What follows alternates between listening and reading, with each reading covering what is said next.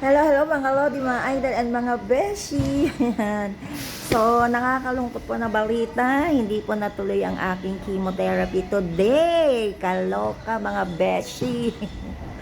Medyo nagkaroon po ng problema sa schedule ko. Ang dinig ko kasi May 22 yung pala na-schedule ako ng May 13. Kaya pala nagtataka ang aking doktor bakit hindi ako nagpunta ng May 13. Ang dinig ko kasi May 22. Pero ganun pa man, natutuwa ako sa doktor ko kasi hinahanapan niya ng paraan para makapag-chemo ako today. Hinahanapan niya ng slot na available, but sad to say, walang available na slot. Kaya umuwi na lang ako. So, nare-schedule niya ako sa May 29. 'Di ba? May mga bagay talaga na hindi natin nakokontrol eh. May mga bagay na nangyayari sa buhay natin na ayaw man nating mangyari pero nangyayari.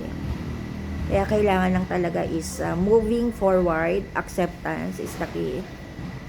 Ayoko nga sanang umuwi kanina sa chemotherapy. Kaya lang wala naman akong available slot. Tsaka nahihiya rin ako sa doktor ko. Hinahanapan niya pa ako ng paraan. Marami pang pasyenteng nakapila.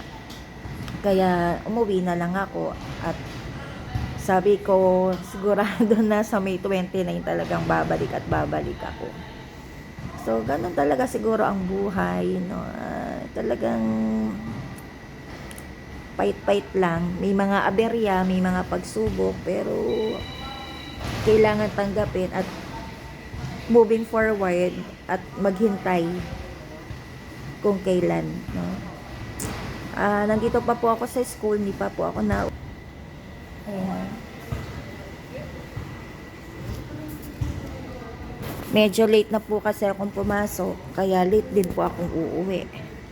Ako na lang yata ang tao dito sa school, pero sige po, bye-bye na po. Ingat po ang lahat. Magdala po ng payong dahil napakadilim po ng kalangitan.